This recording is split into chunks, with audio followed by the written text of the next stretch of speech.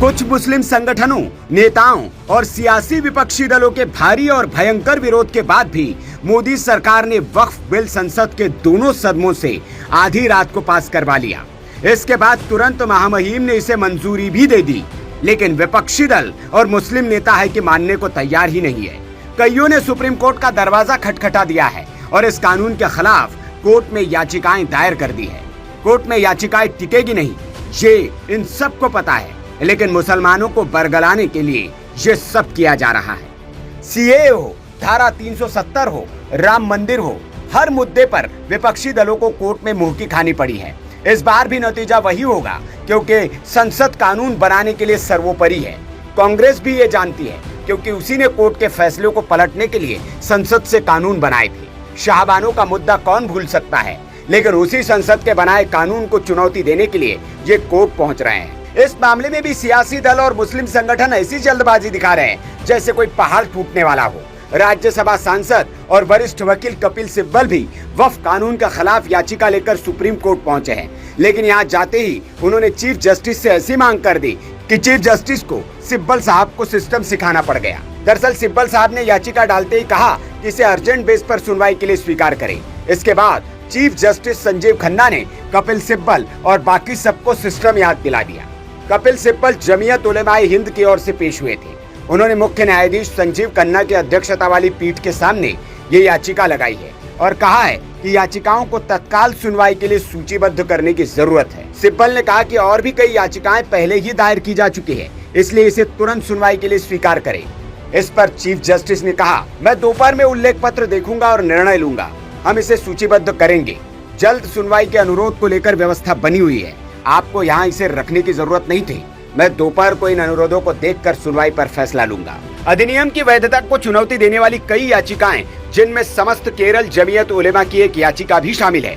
सर्वोच्च न्यायालय में दायर की गई अपनी याचिका में जमीयत उलेमाए हिंद ने कहा है, ये कानून देश के संविधान पर सीधा हमला है, जो न केवल अपने नागरिकों को समान अधिकार प्रदान करता है, बल्कि उन्हें पूर्ण धार्मिक स्वतंत्रता भी प्रदान करता है। ये विधेयक मुसलमानों की धार्मिक स्वतंत्रता को छीनने की एक खतरनाक साजिश है।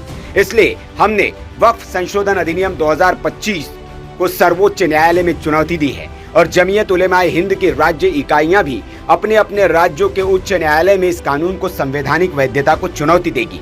आपको बता दें कि अभी तक इस कानून के खिलाफ 6 याचिकाएं दाखिल हो चुकी है, जिसमें इसे संविधान के खिलाफ और धार्मिक स्वतंत्रता के मौलिक अधिकार का उल्लंघन बताते हुए चुनौती दी गई है। वहीं इधर मुस्लिम पर्सनल लॉ बोर्ड देश भर में विरोध प्रदर्शन करने का ऐलान कर चुका है। हालांकि इस पर सरकार का तर्क है कि कानून में मुस्लिम महिलाओं के हित को संरक्षित किया गया है और अनुच्छेद 15 के तहत सरकार को महिलाओं के लिए विशेष प्रावधान करने का अधिकार है। सरकार कानून को जायज ठहराते हुए तर्क दे रही है कि वक्फ प्रबंधन में चुनौतियों का समाधान करने के लिए व्यवस्थित सुधारों की जरूरत थी, जिसके लिए वक्फ संशोधन कानून 2025 लाया गया है।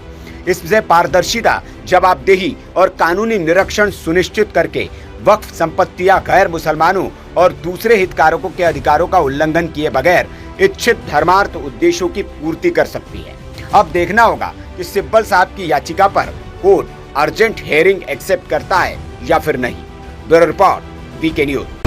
एंड दोस्तों, जैसा कि वीडियो में आपने देखा कि इस समय पूरे देश में वक्फ बिल बोर्ड को लेकर जो घमासान और जो अफवाहें फैल रही है, उसके मद्देनज़र मैं बस आपको यही कहना चाहता हूँ कि एक समय था जब सुप्रीम कोर्ट के कानून को बदलने के लिए कांग्रेस ने संसद में नए कानून बनाए, क्योंकि संसद के द्वारा जो कानून बनाए जाते हैं वो सुप्रीम कोर्ट उन्हें चैलेंज नहीं कर सकती। और ये सियासी घमासान और ये जो सियासी दल जो वक्फ बिल बोर्ड पे इतना रो रहे हैं, इतना चिल्ला रहे हैं, ये सब दूसरों को बेवकूफ़ बनाने के लिए है, दूसरे धर्मों को तसल्ली देने के लिए कि उनका वोट बैंक उन्हें मिल सके। बाकी आप जानते ही हैं, सीएए हो, राम मंदिर हो, चाहे और भी ट्रिपल तलाक का कोई भी मुद्दा हो, अगर सरकार ने कोई पार्लियामेंट में कानून बना दिया है तो सरकार से और सामने वाला जो याचिका करता है, अगर वो सरकार के विरुद्ध कोई किसी कोर्ट में कोई अपना दस्तावेज पेश कर दे तो वो सरकार से नहीं जीत सकती, क्योंकि सरकार हर तरफ के पहलुओं की जांच करके ही कोई कानून बनाएगी और अपने ऐसे कानून बनाएगी जिसे कि सुप्रीम कोर्ट भी अनदेखी नहीं कर सकता है। तो क्या कहना है आपके ये जो वक्फ बिल बोर्ड पे जो सुप्रीम कोर्ट पे जो कपिल सिब्बल सर ने जो केस दायर किया है, उसका क्या रिजल्ट होने वाला है आप भी जानते हैं। कैसा लगा आपको वीडियो कमेंट सेक्शन में हमें ज़रूर बताइएगा। आई होप आपको ये वीडियो अच्छा लगा होगा। तो मिलते हैं और भी अच्छी वीडियो के साथ। जय हिंद।